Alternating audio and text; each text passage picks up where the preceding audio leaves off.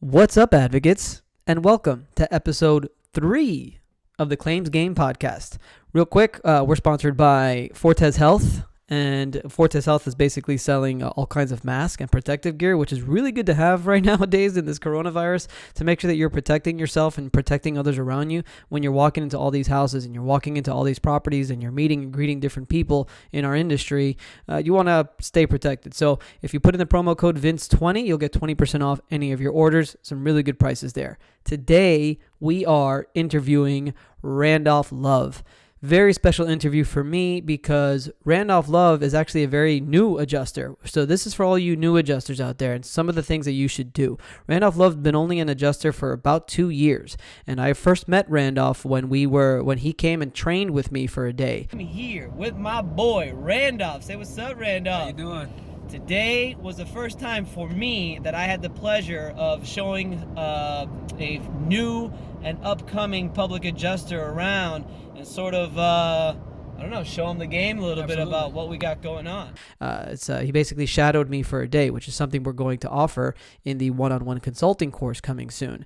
And what you're going to hear from Randolph is just sort of all the tips and tricks that you need to do in order to become successful in this business the right way and the fast way, which is basically educating yourself.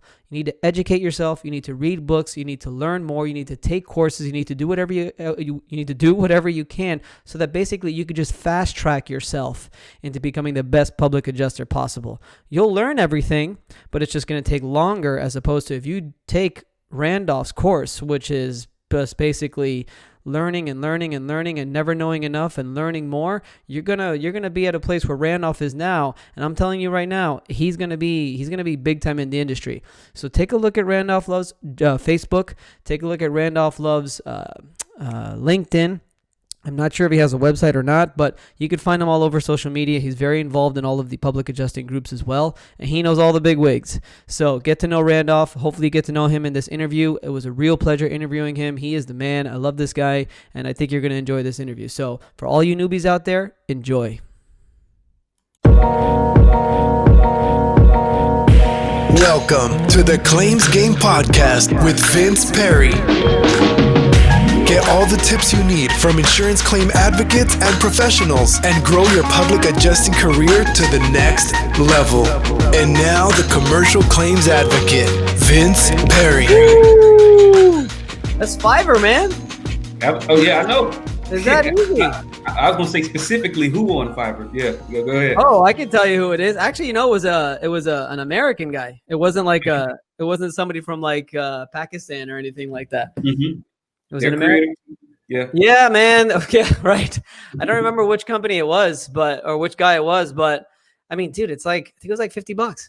Oh yeah, man. Like I say, because I think we were talking about Fiverr when we met up, but yeah, it's a very wonderful place to find freelancers, definitely. Man, and a lot of the stuff that I do with the commercial claims advocate, with the website, with everything, I mean, I'll just go on there. I'll look for a level 1 seller, level 2 seller, whatever. I'll look at some of the reviews, and if I think it's legit and the price is good, I mean, I hate to say it, but it's a lot better than paying someone here in the U.S. 5 or 6 times the amount of money. Hey, man, mutually beneficial, but hopefully, eventually, everybody will be able to make money and take care of. Because I'm watching a new movie on not a movie, a series, Perry Mason. They're redoing Perry Mason, right? But $2 was a lot of money. And my granddaddy, he would work all day and make $3.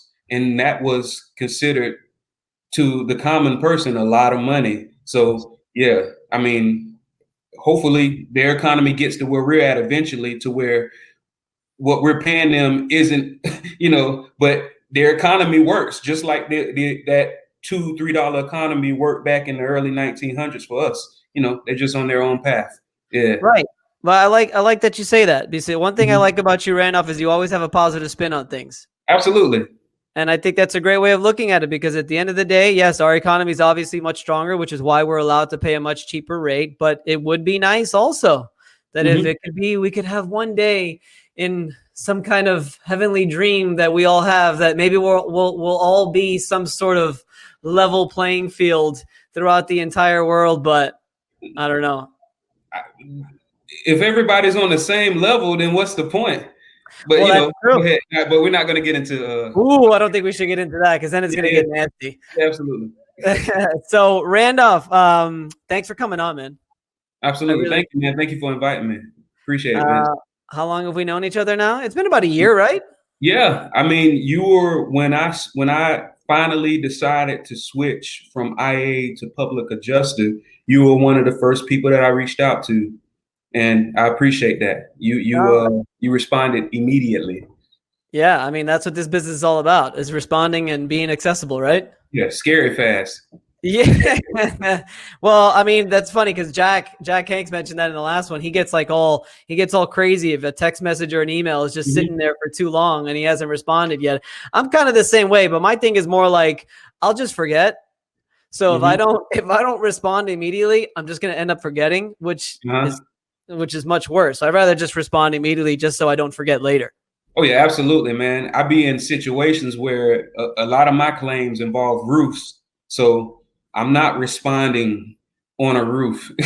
I'm gonna, wait until I get out, and then sometimes, you forget to the end of the day. But that's a part of being a good adjuster, is knowing that if you schedule that for the end of your day, run through your text messages at the end of every day, then you can catch those stragglers. Absolutely. Well, that's another great strategy. I mean, not everyone has to be the crazy strategy that I use where I have to do it right on the spot. I mean, if you're capable of saving it all until the end of the day, I think as long as you respond within 24 hours to anything and everything, then all is good. I'll tell you one thing, one strategy I developed, because sometimes this business could swallow you whole, is I turned off my email notifications. And I try to only respond to emails sometime in the morning and sometime in the late afternoon. I haven't reached your level of tranquility yet. Yeah, well, my emails go off. Yeah, it doesn't work out so well because I end up looking at my emails anyway without ever anything. Oh yeah, going man, on. I gotta see the emails. But once again, it's one of the things where if I can't respond immediately, because I'm all about putting just little traps for the bad side, right? Just little traps. So if I can't respond immediately, I start.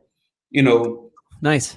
And that way, once again, when at the end of the day, when I'm scrolling through all of my text messages, I'm looking through all my start ones, and then boom, do. But yeah, like you said, as long as it's off within the first 24 hours, man, I don't think nobody can expect anything more from you.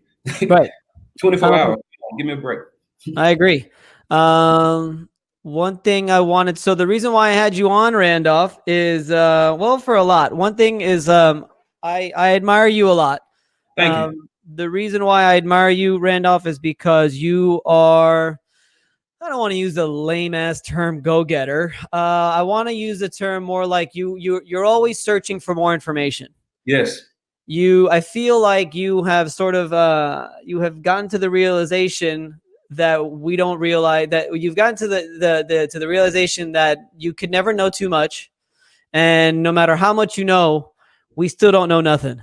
Yeah. So we need to keep learning. Learn something new, I find out it's another level. It's crazy. It seems limitless, and it felt daunting once I first realized it, but I just had to train myself to like, all right, as I keep reaching these different stages of knowledge, and then immediately, not later, but immediately finding out that there's something else that I don't know. Now I just welcome it, and I'm correlating it to how efficient I'm becoming. It allows me to have time in my day to talk to a friend like you. It allows me to work on hobbies. It allows me to travel, hang out with people, because the more efficient I get, I'm handling more, I'm charging more, but I'm spending less time. That's funny. You know what? Have you ever heard of Jocko Willink? Nah, but he sounds like he's from France. No, Jocko is a former Marine, Navy SEAL. He fought in war and all that stuff, and he's a big motivational guy now. And his phrase is called "discipline equals freedom."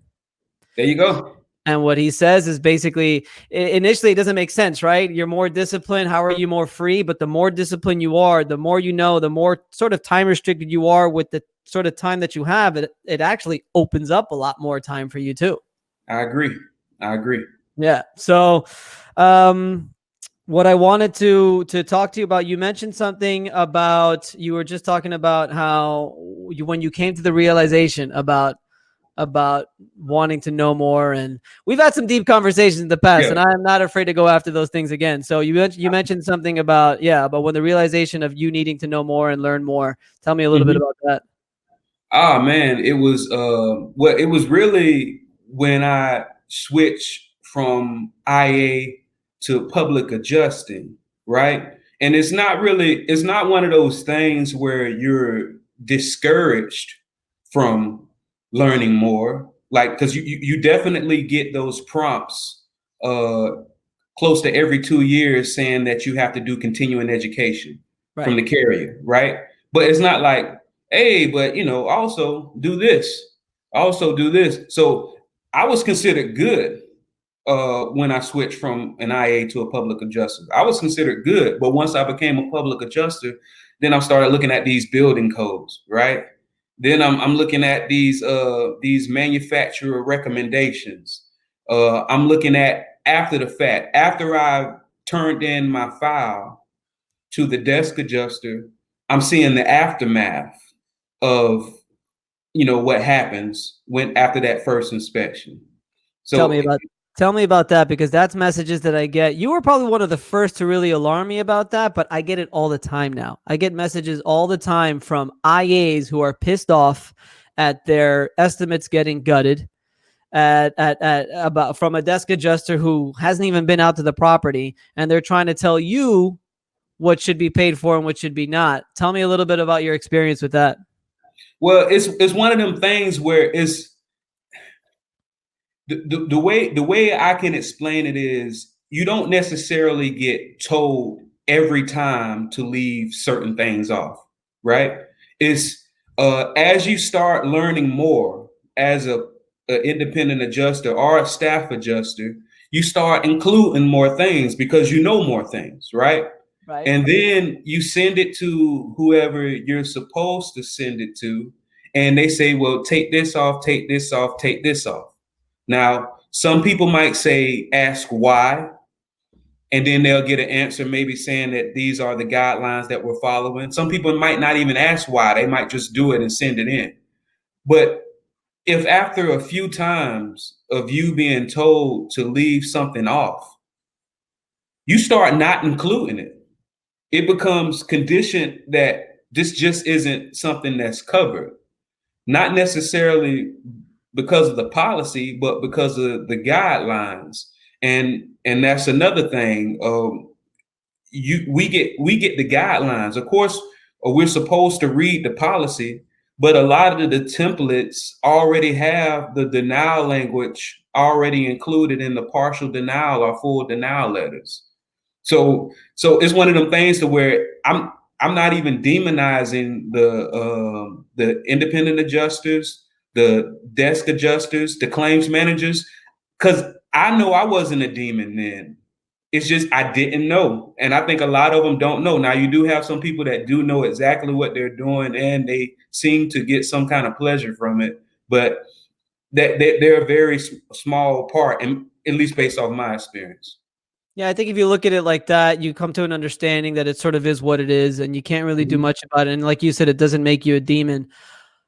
The problem I have, though, with some of them, and most of the IAs I get along with very well. The problem I have with some of the adjusters is the ones that are sort of screaming out right off the bat, not covered, or right off the bat, Yeah. worse yet, fraud. This is Florida. So there's a problem with this claim. I had an adjuster the other Mm. day legit tell me, it's a shame what this industry has become. And I said, why is that? He said, well, it seems like eight out of the 10 properties that I walk into are complete BS and total fraud. Wow. And in my head, I'm like, man, if that's the way this guy's thinking already, that's not good. So we had 3 inspections in one day. With the And same. yeah, same adjusters. Okay. We happened to schedule them all on the same day. He comes outside because he mentions it again. And he comes outside and he's an older gentleman. And I said, listen, man, I know they say you can't teach an old dog new tricks. I said, but you got to change your mentality with this, because if you're already walking in, Yeah. thinking this, that's not going to help me. And that's especially not going to help our client. And one thing that I always try to tell adjusters, independent adjusters and desk adjusters, and this I learned from one of those negotiating books, Getting to Yes. Mm-hmm. And it's basically no matter what negotiation you have with no matter what side, there's always some kind of common ground. And there should always be at least one thing that you guys can, I can't think of the word right now, but like there's always some kind of common ground. And what I try to always tell the adjusters that I'm negotiating with, or that we're going back and forth and we've got disputes, I said, look, at the end of the day, who's our most common interest? And that's the insured. And I'm like, dude, if you're coming in there like this and you're thinking that this is just, it's just some kind of fraud, I'm like, we got bigger problems. That's not good. I try to get them to know first. Because if I can figure out what their no is, that's from that other book. Well, shoot, I think I picked this up from it was a course on LinkedIn Learning. I don't know if anybody you told me about that LinkedIn. I don't know if anybody takes advantage of that, but it's only. Say what's up real quick to Facebook Live. Say what's up, man. Oh, what's up, Facebook Live? What's going on? We're here with Randolph Love, by the way. He's a public adjuster out in Jacksonville. Randolph Love Consulting. All right, sorry, go ahead. You were talking about LinkedIn. Oh, yeah, but I don't know if anybody takes advantage of that, but it's like $30 a month, and you get taught courses by industry leaders. I mean, provable, not like because some people on the internet are just great at marketing, right? And they get you to buy their course because they're great at marketing, but you don't necessarily know their credentials. But these people that are teaching these courses on LinkedIn Learning, you know what their credentials are, and they really teach some very good stuff. I learned some very good techniques and skills from there. You still using it? Yeah, absolutely. You still go on the LinkedIn Learning? Well, I haven't been on it in about a couple months because I started focusing my training on, learning building codes and all of that stuff. Like I'm trying to get licensed in that now. That's my goal. I saw your Facebook post yesterday about becoming the home inspector. I liked what Mike Bowman said about getting that roofer certification. I'm like, ooh. See, absolutely. See, the roofer one, that's one of the ones where I looked up the requirements and I'm like, it's tough. Not that it's tough, but you have to actually put, I think the way they prefer is you actually put hands on building things, right? I'm not necessarily going to go out there and build a house or build a roof, but I don't mind learning the theory. So when it comes to the building inspector license, you don't actually have to build a house, but you do have to go out and if you want to reach the upper echelon, actually do inspections. You can reach out to friends or family members and do their inspections, and then you can become certified. And so you don't have to do that to become licensed, but once you become licensed, if you want to become certified, then you go that route. But I think it's something. Those are two separate things? Yeah, it's easier to get licensed, I think. Are you talking about the roofing, or are you talking about the home inspector now? Home inspecting, because the roof is a component of the home, right? Because and in order to get these additional certifications specific for roofing, you have to first be licensed as a home inspector. So that me is something that's just an ancillary and going to be complementary to what we do, because I've gotten a lot of claims taken care of just off building code. So why not learn more about it? Well, can you give me an example? What, like, all right, so, I mean, we're in Florida. You know that if 25% of the component needs to be repaired or replaced, the entire roof system needs to be done that way. So that's one building code to where I'm like, okay, a lot of people don't know this. And if they're only repairing one slope of the roof, they shouldn't be taking off depreciation. A lot of people don't know that. Well, that's something else. That's not a building code. Go for it. Well, if they're doing a repair and not fully replacing the roof, why is depreciation coming off? Like they're not made better by this. The rest of the roof is still going to decay or whenever it's supposed to decay, having one slope or two slopes that have been repaired doesn't put the homeowner in a better situation. So when you get it to where they're actually depreciating, you fight against it. You completely reject that notion. And if they still choose not to remove depreciation, now you potentially have a bad faith claim right there. So but that's just stuff that I've learned from these courses. I could have been bumping my head for 5 years trying to learn this knowledge, but I met with people like you. I met with people, independent insurance busters. I met with Skipton and Associates. I met with LPLC Consulting with their training. I met with IAUA. Just a lot of training that I went to where they've been doing this for over a decade, over 2 decades, over 3 decades. Why not learn it in my second, third, fourth year? Why not? Yeah, no, I mean, I think that's great. Again, that's why I wanted to have you on, is because I want to encourage a lot of these guys that send me messages on a daily basis who are just starting out, who are just getting into it, how fast you could really speed up the learning process in this business if you're willing to put the time in. Absolutely. I mean, look at that. You've got how many different courses have you taken and stuff? I mean, a lot. Man. And when I talk to you about it, you're always telling me it's just like, look, I may not get a lot, but if I get one thing out of it, one thing that I didn't know before, that's priceless. Absolutely. It changes the whole game. Just 1 to 2 things that you grab, and you keep reinforcing the other stuff that you learn. So the only thing that builds confidence is continually doing the same thing over and over again successfully. When you do take these courses, you increase the chances of you having a successful claim, then another successful claim.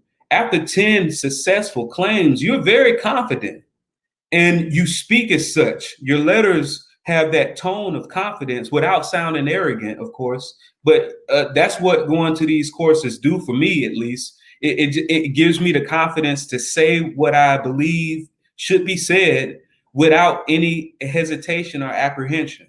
Yeah, because you know already from the amount of experience that you've learned from, you already know now you've got the confidence that you could say some things that maybe if you were just literally just 2 or 3 years in without any of those courses, you wouldn't have the guts to say it because you weren't sure or you wouldn't know. But now you got all the confidence in the world to really make your case.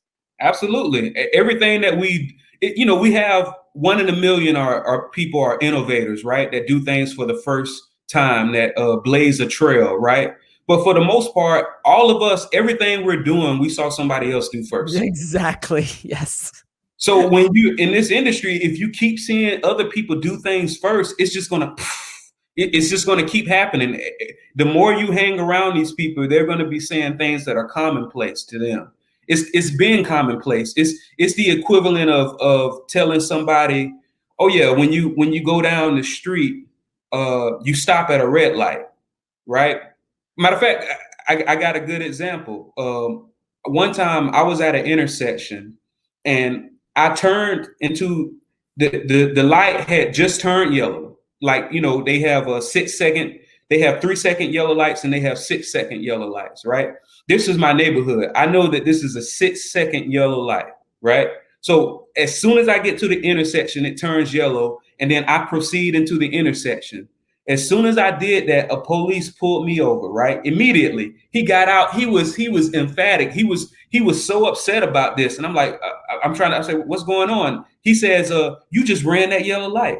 I said, yes, it was a yellow light. He said, you're supposed to stop at a yellow light, right? I said, no. And I knew this because I took a traffic course because I was trying to avoid getting points on the ticket, right? I said, no, if you're able to proceed into a yellow light as long as you don't have to accelerate. And then he took my license. He went back to his car. And I said it so confidently because I literally just took the course, right? That's funny. He came back and he gave me a license and said, well, have a good day. Next time, he just said, you're supposed to stop at a yellow light. And then he didn't give me a ticket, didn't write me a warning. He just left. But if I didn't know that rule, even though it was commonplace to a lot of people, but to most people, including that officer, which could be an insurance adjuster.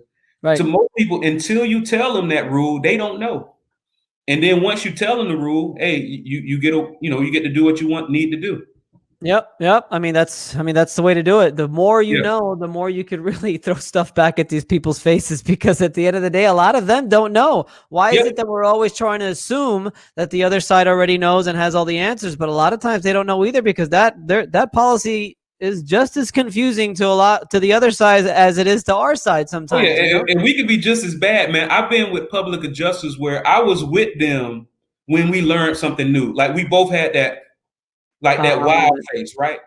And then a month later, we come across somebody that doesn't know that, and how can he not know this? Like I'm like, we literally just learned this. And you tell it you upset with this poor adjuster for not knowing that what we just learned. So just use it as a teaching opportunity. And then a lot of those adjusters, they appreciate when you teach them things without coming off as being more holier than thou. They're because you can do it. I plant little inception seeds. I ask little questions throughout the claims process that I know either they can't answer, it's hard for them to answer, or they never thought about the answer throughout my claims. And then, it usually works out, because even though they don't answer the question, I know that they're thinking about it. Well, can you give me some examples of those? What? I mean, well, just the repair thing, for example, it's saying, so asking them. Give me a good story, a good recent story, if you got one. Okay, let me think. I'm putting you on the spot. Yeah, you put me on the spot. Let me see if I can think of one. Okay, so I had somebody. Basically, the house was flooded. Well, not an actual flood, but it was a broken pipe in the second story, right? So the house is completely not stripped, but they have the flood cuts. They have all the carpet up, all of the laminate flooring up, the tile up, all of that stuff. So the house is unlivable, right? So the homeowner and her family is in a 600 square foot hotel, which they don't know how fast or how long it's going to take, but that's the initial place that they were put. Because usually, which everybody has their own thing, but what I don't really like to touch the ALE, I like to let the homeowner keep all of that. So a lot of times, if the homeowner is able to work out something with the insurance company directly as far as their temporary housing, I don't mind them attempting to collaborate with the insurance company on a good faith effort, right? So the guy tells me, he says, I say, well, I'm going to be sending, this is the guy, I mean, the independent adjuster.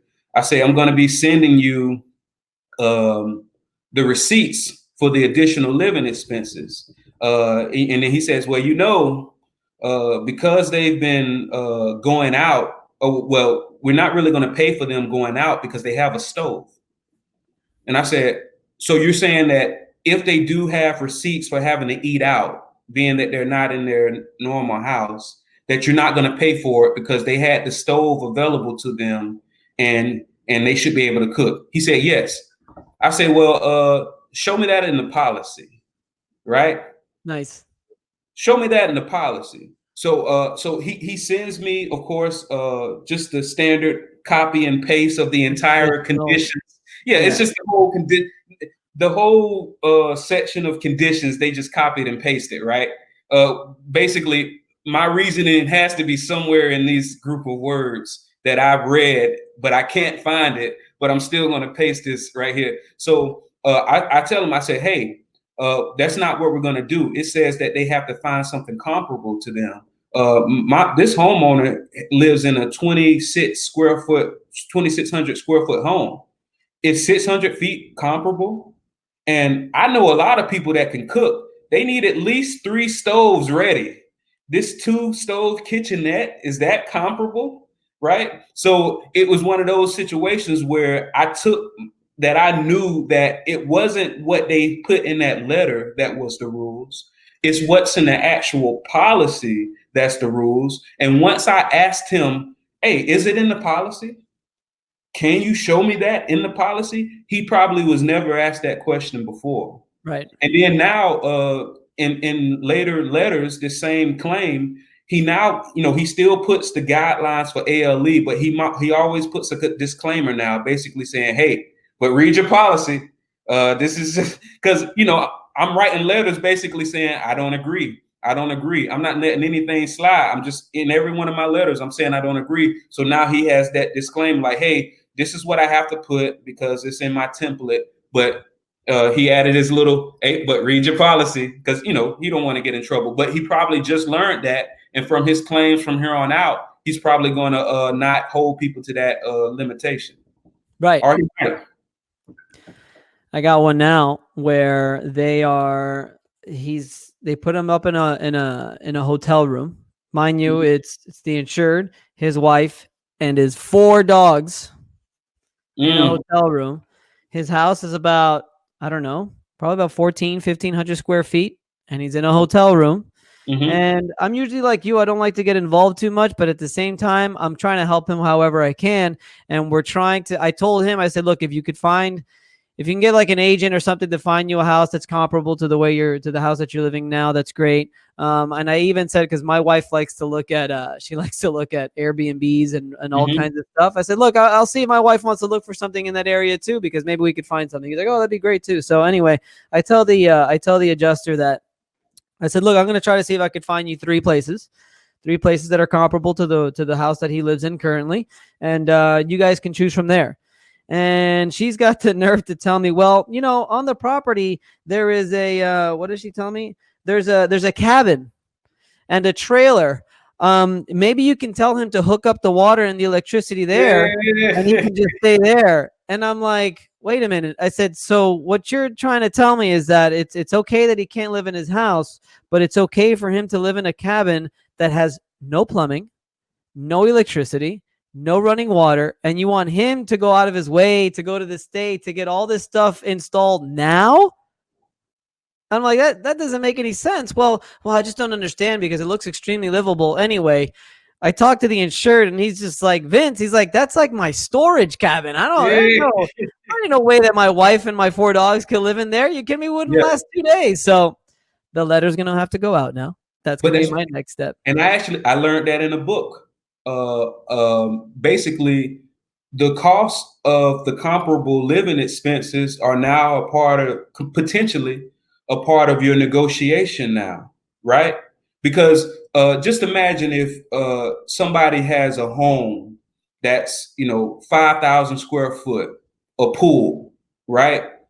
Not nice, just nice everything. So to find a home that's comparable to theirs is probably anywhere from renting wise, maybe anywhere from $3,000 to $6,000 a month, right? That's one of the things that some public adjusters use to where they say, hey, we can stretch this thing going for another 6 months. But if you do the math, 3 times 6 is 18,000. We're only different by 10,000. Let's go ahead and get this taken care of today. You save your company that 8,000, and we get. But if you didn't get your homeowner something that was comparable in the beginning, you didn't have that opportunity to use that monthly rent as a leverage. Right. Yeah, it gets complicated, man. Especially when you get AOE. Huh? That's a saying that I started saying, which I'm pretty sure somebody probably said it before me, but I started saying it's checkers, not chess. Once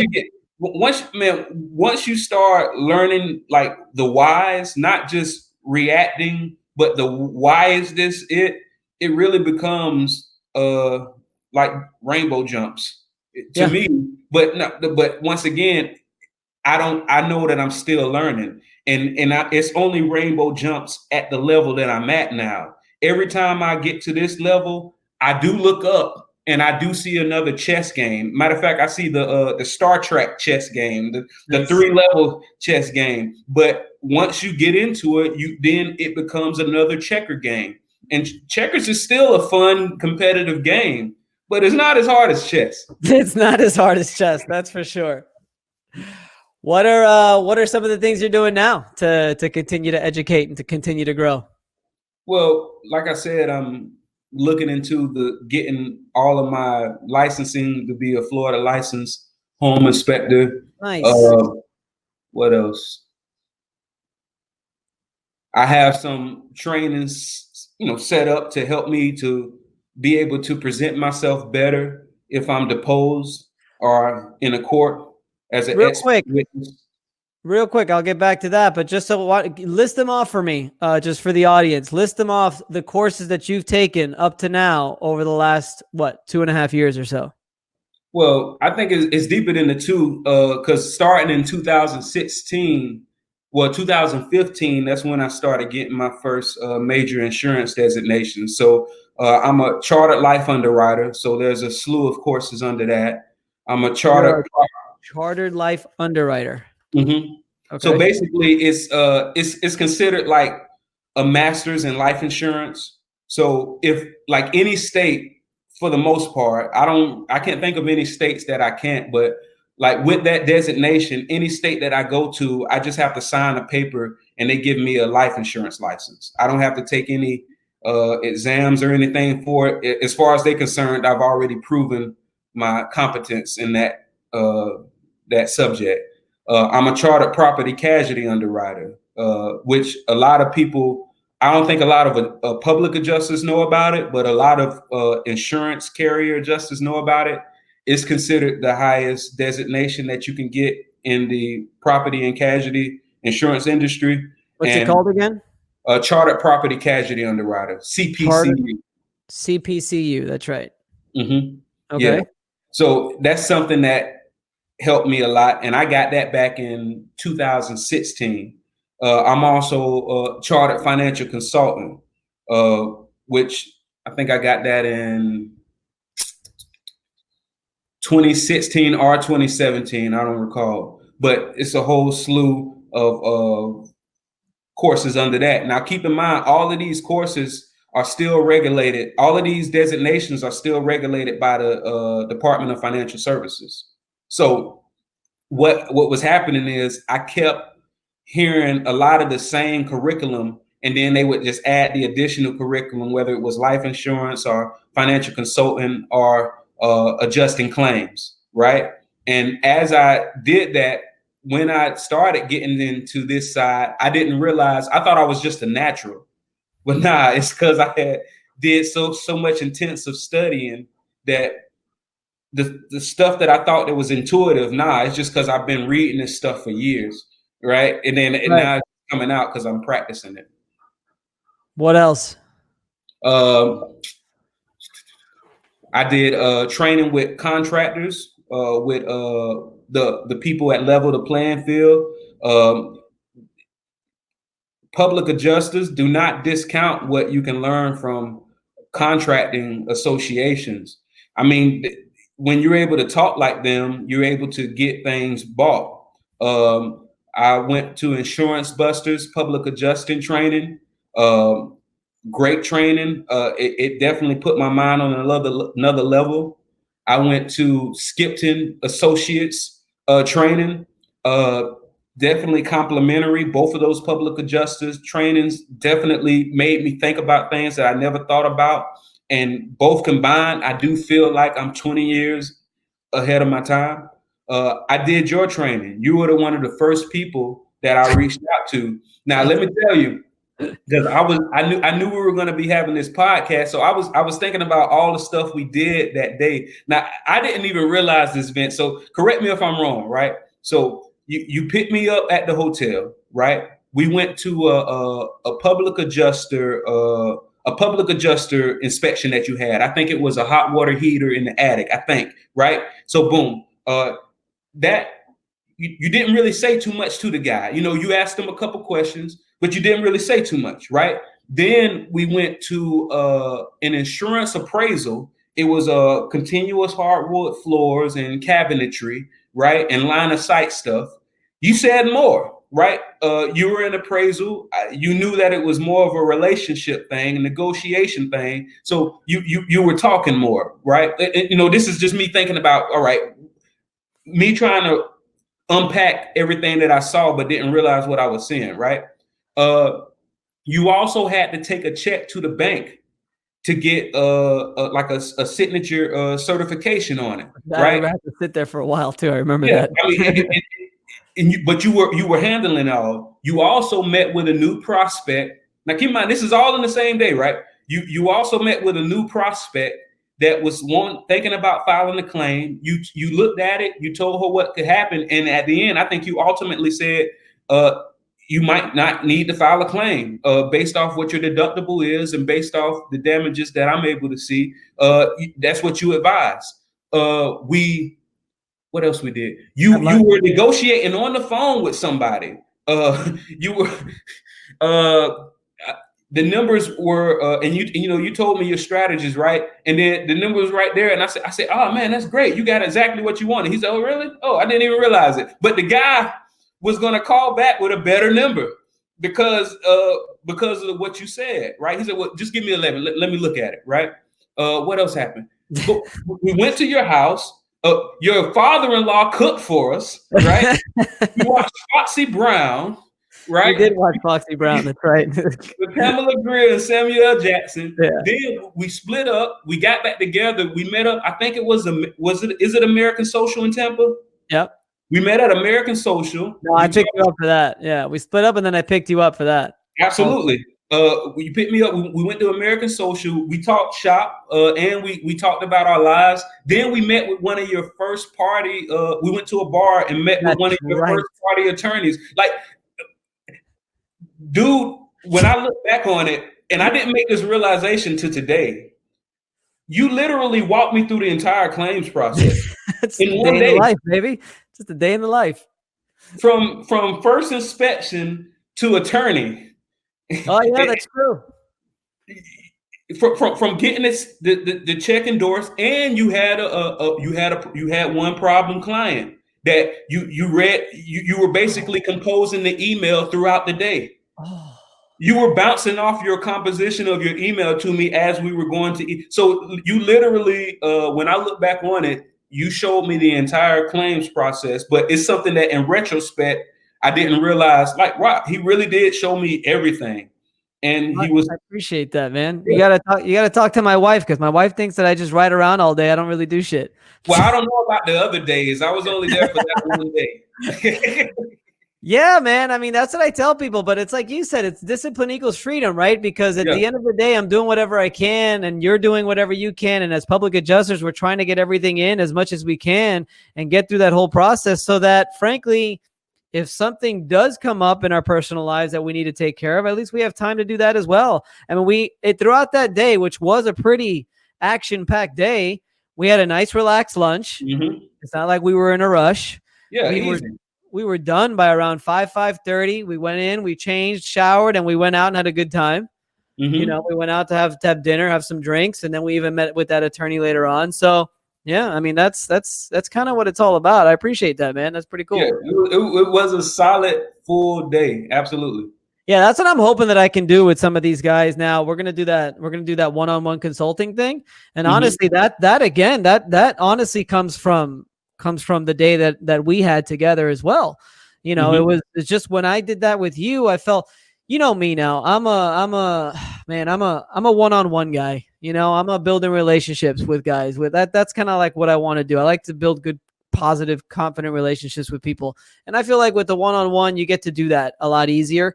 Maybe eventually in the future we do classes or something like that. But for now, I think it'd be a good outlet for me to try to grow this thing a little bit by doing some one-on-one consulting with people, because I feel like since it's the first time that the commercial claims advocate is doing this, I feel like people will get the most out of it. So I don't know. But I appreciate that, man. And you know, I don't really know too many people in Florida that are actively seeking to help train other public adjusters. You know, of course, there's people throughout the United States, but I can't really think of nobody in Florida that's doing it yet. So well, I was talking about it with somebody. You know, I don't remember when I first started there being any opportunities to learn much about anything.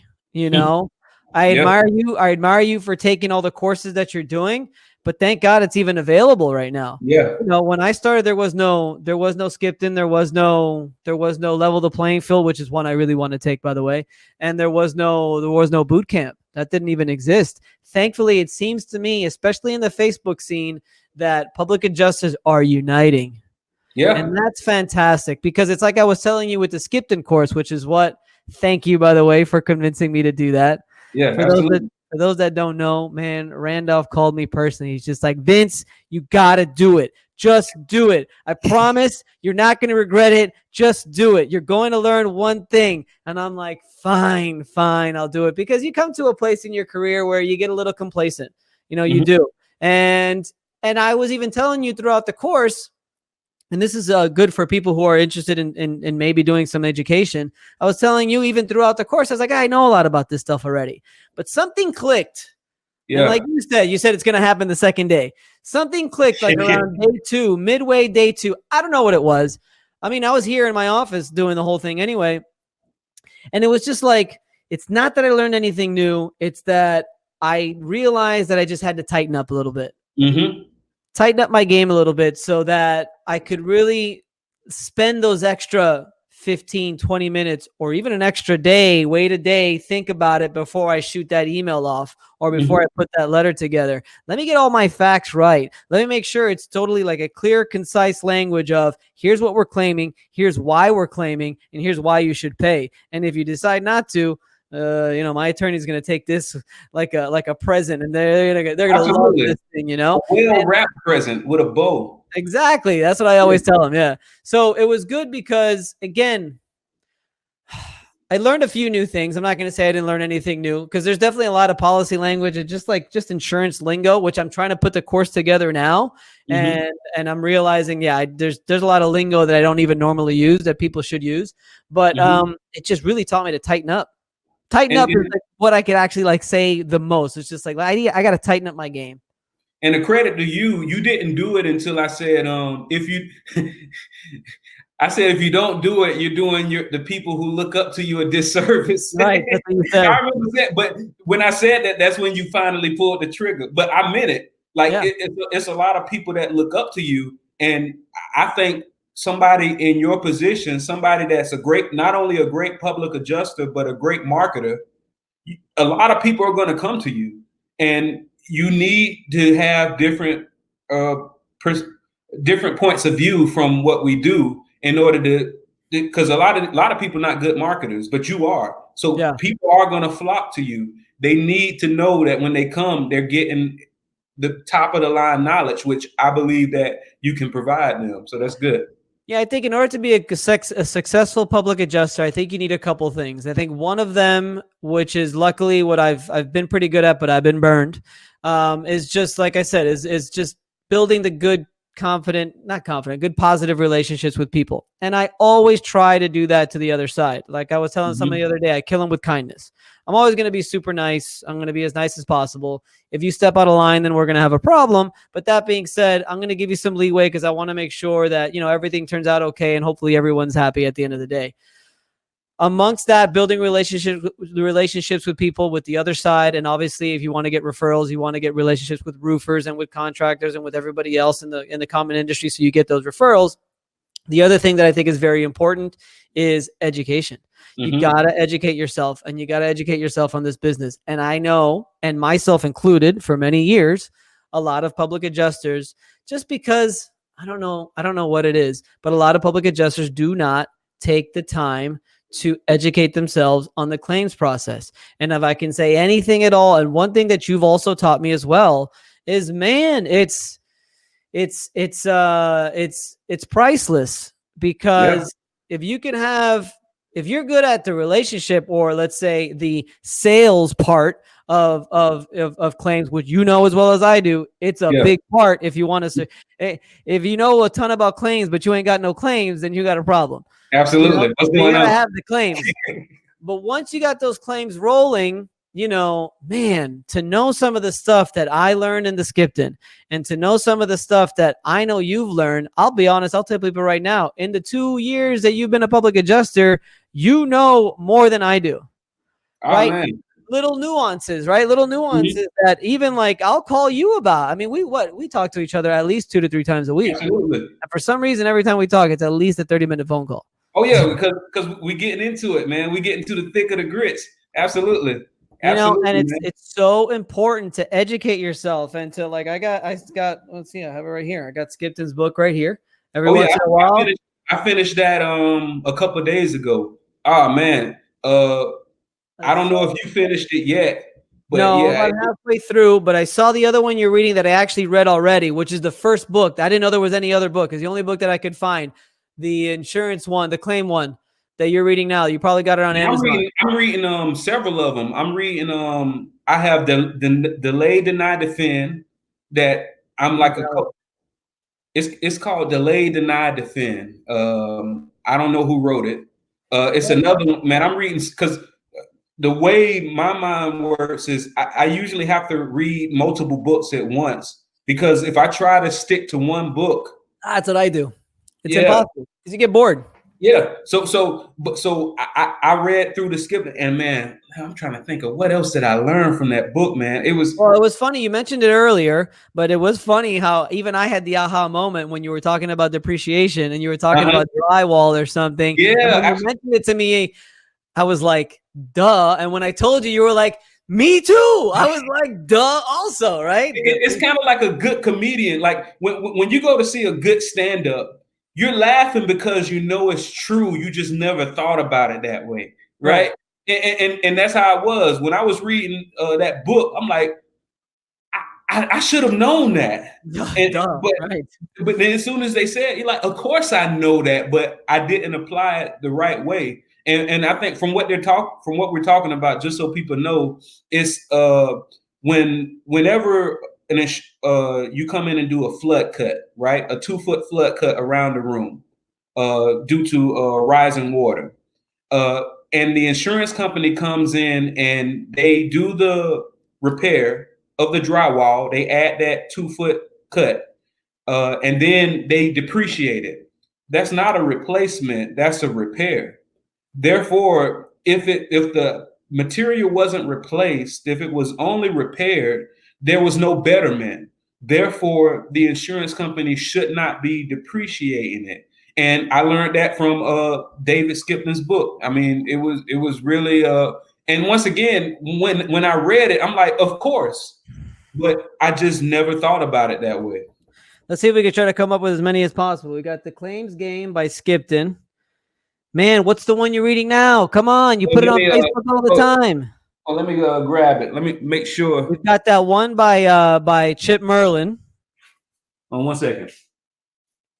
Chip Merlin book. That's a good one. There's also a lot of negotiation books that I talk about all the time. Negotiation books like Getting to Yes is one of my favorites. Negotiating. That's Getting to Yes. And what was the other one? Another one that I really like a lot that I can't remember right now. It's by the hostage negotiator. The hostage negotiator that Rich Voss, Never Split the Difference. Never Split the Difference. That's another one. All right, so we got this Pay Up. Pay Up by Chip Merlin. Okay. By the way, we are not receiving any kind of I'm not getting paid. We're not getting nothing. If anything, we're paying for these things. So yeah, and they cost some money too because it's I haven't seen that one. What's that one again? Wait, put it on. You can't see it on the half of the screen. Delay, Deny, Defend. Oh, I have never even seen that one.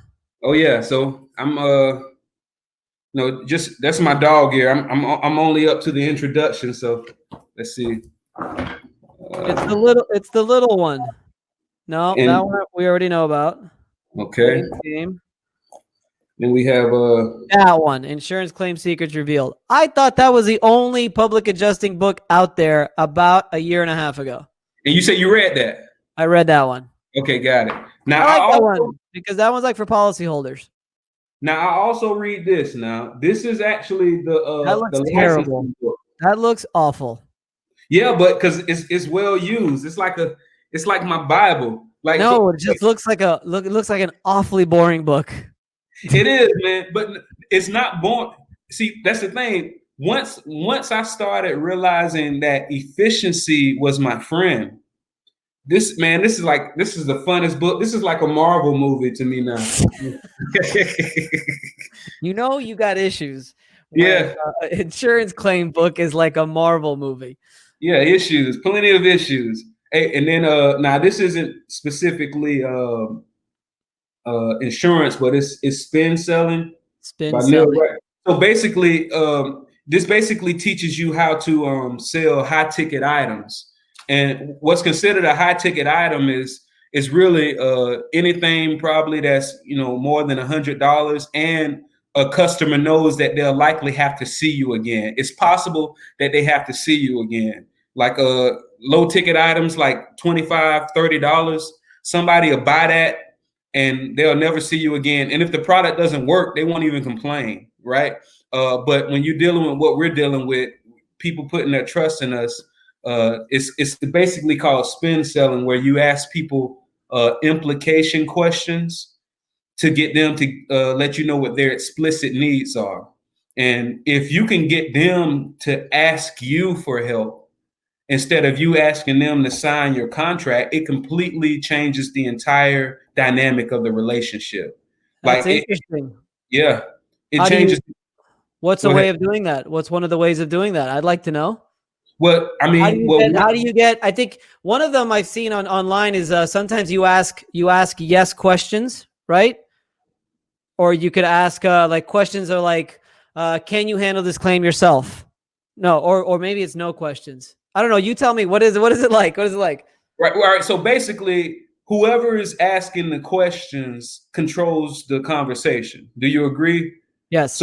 So basically, if you find yourself in a situation where the homeowner is always asking you question after question and you're the one doing the answering, you're doing something wrong. All right. So what you do is you know what the explicit needs are. Like we've dealt with so much. We know the home is losing value.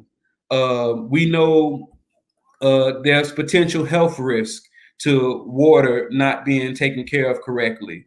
We know what the stats are as it relates to people successfully getting what they deserve for the insurance company.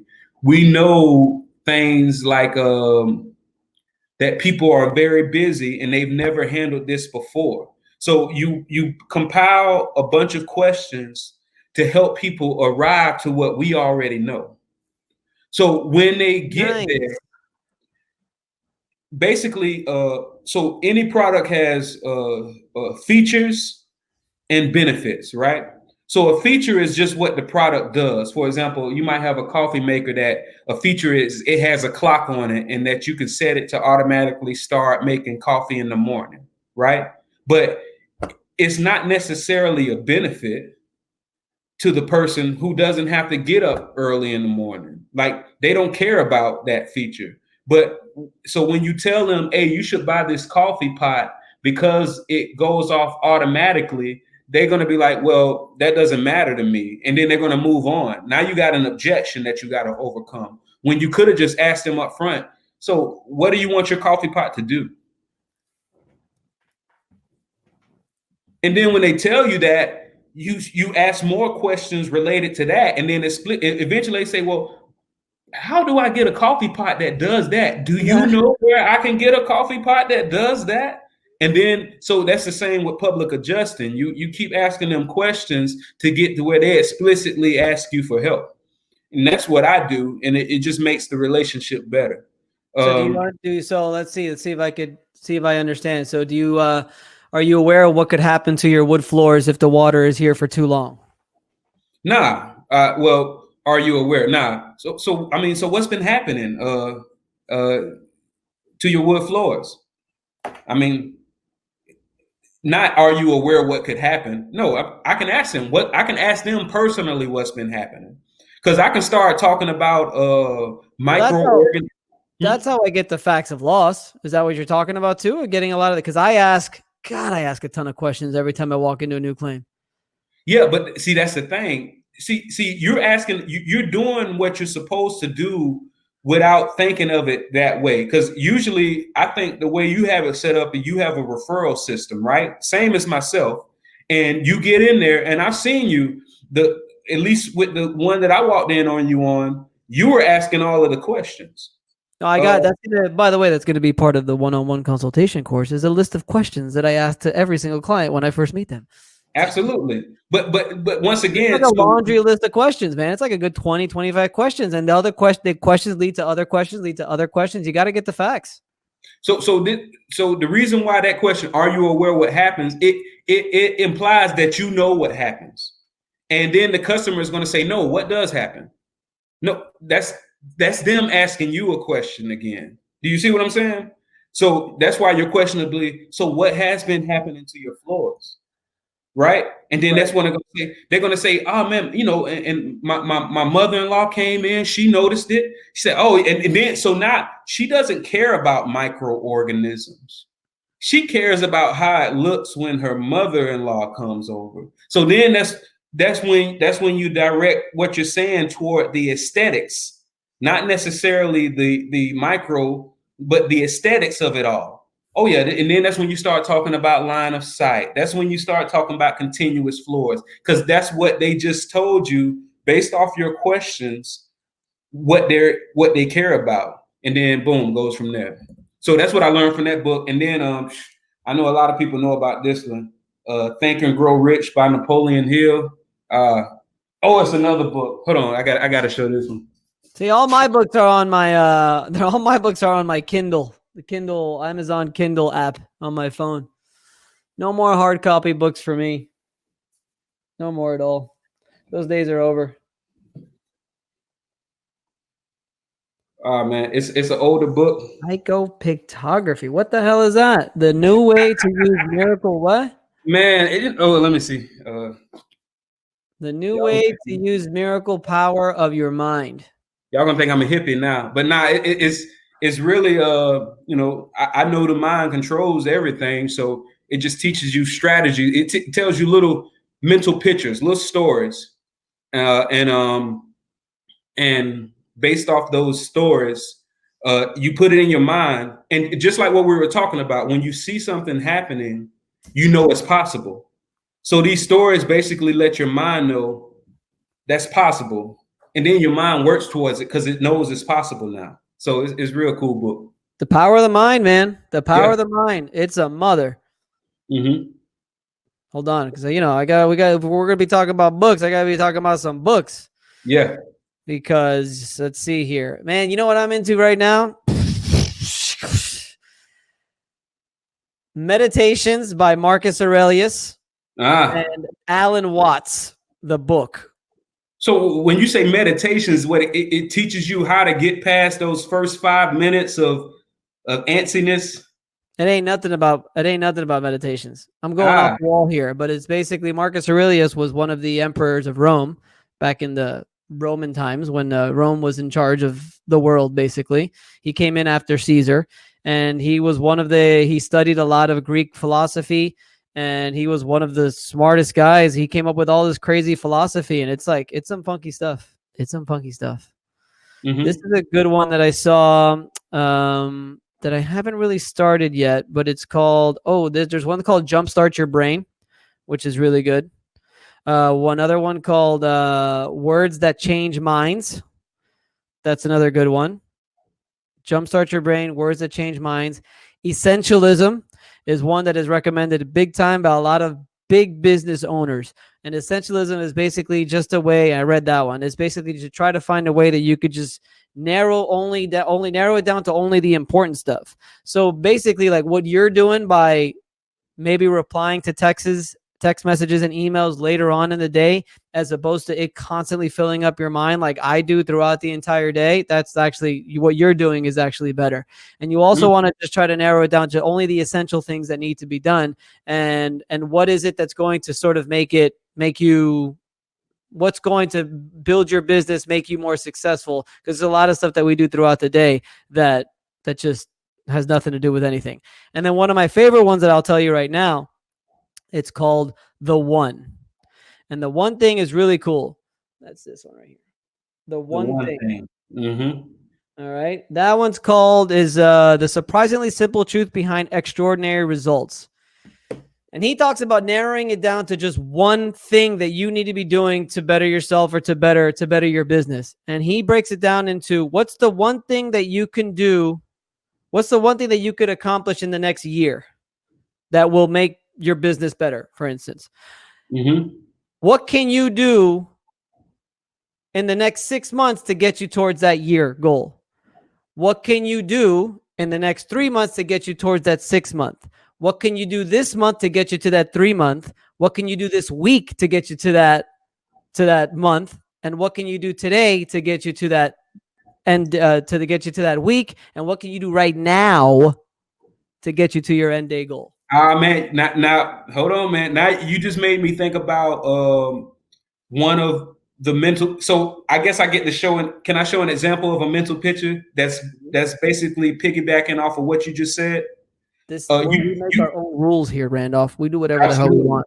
So what you said was that you have that one thing, and what can you be doing today to get you to that thing? What can you be doing 6 months from now to get you that thing? 3 months from now, right? So it reminds me of, not just in case you thought I was a hippie, you're really gonna think I am one now. So here you go. So let's see. All right, so this is an example of a mental picture, dog. And they're probably not going to get it, but just as an example. Suppose, remember, a lot of people are listening on podcasts too, so. Oh yeah, it's all good. Try to explain it. All right, so it says suppose it is 7:00 and you want to catch a certain television program coming on at 8. You can tune your set to the correct channel now. Then all you need to do is wait for it to come to you. You can relax in the knowledge that you are correctly tuned in, that the program must eventually be yours to experience. You need to have no care nor responsibility for its arrival. Finally, of its own accord, and at the right time, your desire appears. Oh. Now, that's what they call a mental picture. When I said that, if you didn't, we'll wind this back and get the mental picture of what I'm saying. With me taking all of these courses and continuing to take these courses that are related to my primary revenue source, it's me staying tuned into the correct channel. And I don't stress about deals. Like, I have people that call me and I ask them for documentation. If they don't send me the documentation that I want, and then I steady try to work with them, and then they're dragging their feet, I won't take the client. Now, do I need money? Of course. But do I stress about that? No, because I know that I'm studying to where I'm able to make decisions like that. I'm staying tuned in to my channel. And when that perfect opportunity comes, because I don't know about y'all public adjusters, but I've heard some amazing commission stories. I've heard stories that it might have taken 5 years, but the adjuster commission was in the 7 figures.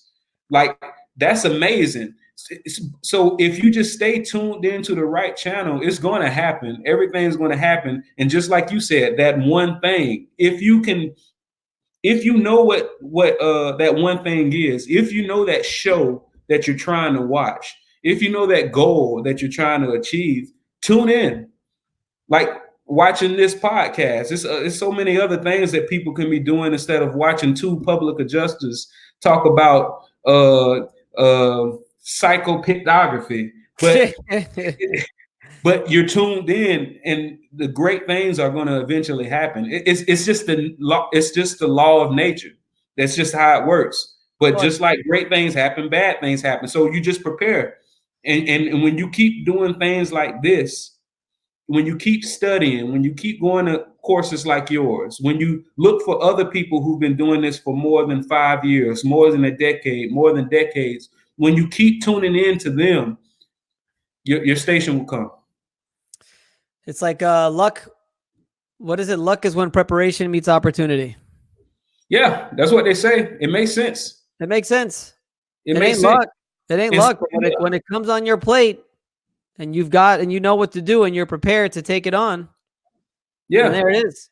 And swing up, because what I've learned from a lot of successful entrepreneurs and business owners is what happens is they get real good at a thing, and then another opportunity comes that they're not completely confident in.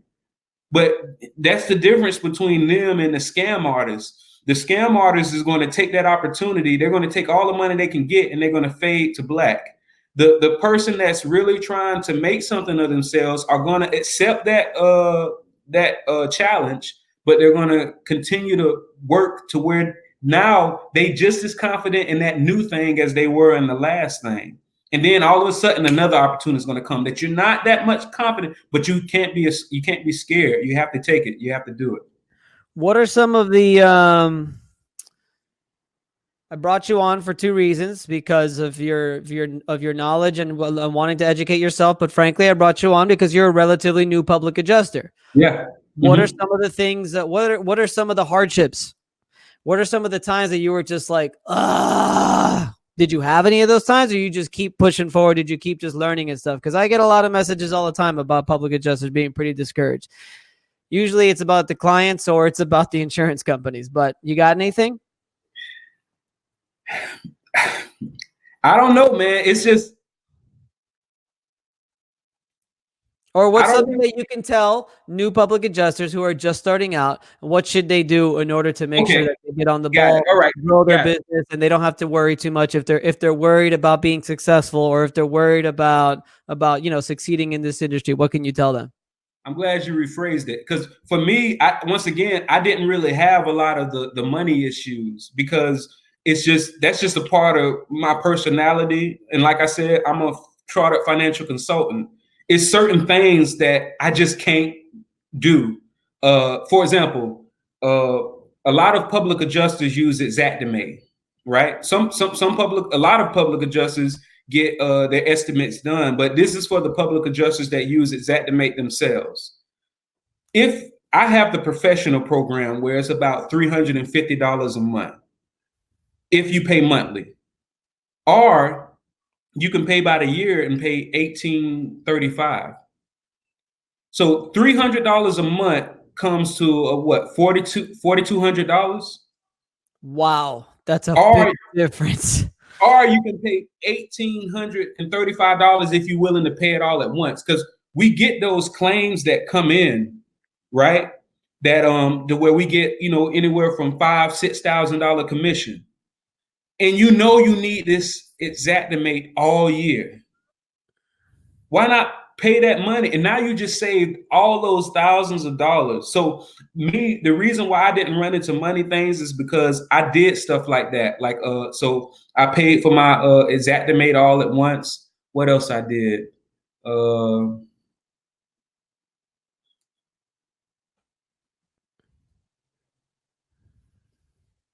I went to the right events. Like, so I made sure to where I was protecting myself, to where I had money coming in. I established a relationship with an attorney to where they were having me do their expert inspections. So I had continuous money coming in. Yeah, you were not just doing public adjusting for a while. I remember you were doing a lot of estimates for attorneys and stuff. No. Yeah, and it was significant money. Bringing in the money. Yeah, if you're doing these at a flat rate of anywhere from $400 to $500 flat rate, just to go out and take pictures, put together an estimate. Take pictures might have took you an hour. Putting that together, the estimate might have taken you another hour, and the commute might have taken you an hour. So that's 3 hours, but you just made at least $400, and you're doing 10 of those a week. Nice. That's $4,000 a week. Yep. That gives you the opportunity to really have the confidence to negotiate the people who are calling you as a public adjuster, because that's the opportunity I had. I wasn't so quick to sign new clients, and I think that's why I've been so successful in the ones that I actually do sign, because I'm asking them questions as if they are interviewing to see if they're eligible to work with me, not the other way around. But the only reason that I was able to do that is because of the money that I had coming in. And keep in mind, this was also feeding the same skill set. Me doing this for the attorney was making me a better public adjuster, and vice versa. So I was still tuned into the same station. I just found a way to decrease the money that I had going out and increase the money that I had coming in from other means, but still building on the same skill set. Anything else? Can you give me some words, some Randolph Love words of encouragement to all the new public adjusters who are trying to make it?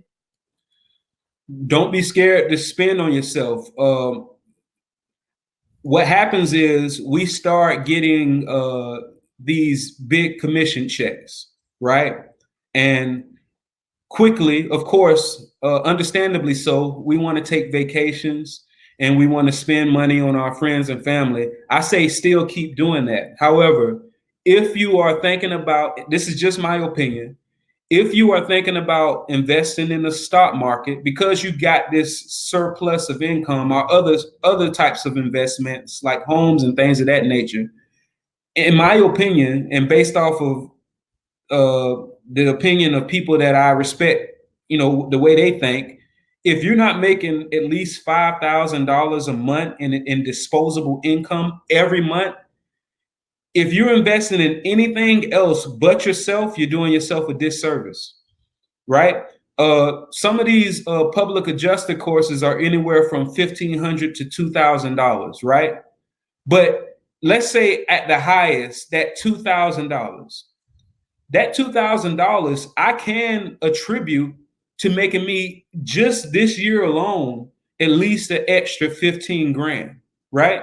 So if I'm making just the extra 15 grand already and the year isn't even over, and I think about all of the other money that I'm going to make off of what I learned from spending that money, where else can you just put up $2,000 and average 30 grand in return a year?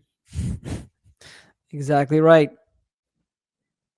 So the investment in yourself was the smart investment. And now that you did that, and now you're averaging that extra 30 grand a year, now you can invest in other things like stock and homes and things of that nature. But the first commission checks, and you asked me what my words of wisdom, your first commission checks, in my opinion, should go toward buying books and taking courses. And it doesn't have to necessarily be something that's specifically insurance, but sales books and other things of that nature that keep you tuned into the same channel is what you need to do. Bam! Mic drop. I like it, man. I mean, that's all I got. I can't think of much else. Man, I appreciate the invite. Do you want to talk about you being a famous rap star? I've made music. People listen to it all around the world, but I don't know if I'm famous. Let me see. It ain't gonna sound that great. So if it doesn't sound that great, would you prefer I don't even play it? Man, listen, I make it regardless of how it sounds right now. I know it's amazing, so it doesn't. Oh! It doesn't really matter. But that. Sit back and whistle. Means of operation. This is Randolph Love, by the way, guys. Now this is a deep track now. Sit back and whistle. Some choose the pistol, some passive, they choose the tissue. I'm casual, I choose no issues. I'm the dude that choose the whistle, just like business attire required. 9 days is what they told me in school. It's what they told me the truth. 200,000 in debt. We get your pounds of respect and get your corporate approved. The brand new mortgages too. I caught it. Rap with it, right now. Come with a bow. Indeed, that's all that you know. Don't believe the hype is a show. They believe my life is a joke. Cause I see the light through the smoke. Literally, my life is a quote. Do believe in right like I smoke. Exotically, don't take a pride. Woo! No, man. Yeah. That is hot. Absolutely. But yeah, that's and that goes on to what I was saying. What we do is considered specialized knowledge. It's not a college degree. It's what people when people get to their masters, that's considered the specialization, right? Mm-hmm. We just so happen to be in a field to where we can go straight to the specialist. It's like having a PPO versus an HMO. You know, HMO, you have to see your primary first, and then they have to refer you to the specialist. As public adjusters, we get to go straight to the specialist education. And that's the way I treat it as such. I know that somebody going to an Ivy League school is paying upwards of $30,000, $50,000 a year, right? At least, right? So why not invest a fraction of that in my education? Very well said, Randolph. All right. I think, man, that was fun. Yeah, absolutely. And of course, and every time I have a long conversation with you, I always learn something. Oh man, and the feeling's mutual, definitely. Yeah, Definitely. man. Well, I think we're good. I can't think of much else. I like the specialized knowledge, by the way, too, because I tell, oh man, I don't know. For those who are listening, I don't think they'll mind that I say this, but a college education, get it. It's good. It's important. But if you don't be discouraged. Because don't be discouraged. You can get so many licenses. You can get so much education, specialized knowledge, like you're saying. I mean, frankly, thank God I was able to have the means, and I don't know how I finished, but I did get myself a college education. Mm-hmm. But to be honest, as great as it's great to have it. It's not at all in either of what we do. It's not necessary to have. I mean, you've got more letters after your name than in your name. Let me tell you, I actually did. I did. I just got that. I have more letters. First time you ever heard that before? That's the first time you ever heard that? You're cracking up right now. Look. Nah, that's funny. But what was I about to say? Because as soon as you said it, I got a visual of how long my name is versus how. Yeah, it's crazy. But actually, what I did when I was deciding on what path to go, I researched what the average person with a master's degree made. Because at the time it was all about money for me, right? I found out later that money isn't everything, right? But I researched what the average person with a master's degree made, and then I researched what the average person with the designations that I was setting out to achieve made, and it surpassed the master's by an amazing amount. I couldn't believe it when I did the research. That's interesting. I had no idea. That's very interesting. I got a buddy of mine. He's dying to go back to school because he has this pride thing where that's what he wants to do. He wants to know that he could finish a college degree to show his kids that he can get a college degree. And I'm just like, you crazy. You're going to spend. Well, your pride trumps logic, Exactly. It does usually. Usually it does. Yeah. Not because it's one of them things is if it really is something, because some people have that, man, to where if you don't succeed at that, you basically told your mind that you can't succeed at anything else. Exactly. So if that's the only reason he's going is because he knows he has a creative block, because he always goes back to, I didn't finish that goal, then that's a good reason. But if he's going to make more money or then he's going for the wrong reason. No, it's the creative block. It's the creative block. He's got. He's going for the right reason. In that situation, I think he's going for the right reason. If he can really trace back his creative block, is that he didn't succeed in that one moment in his life, and it's attainable. I think he should do it, no matter how old he is. Mike, that's for you. Absolutely. All right, my man.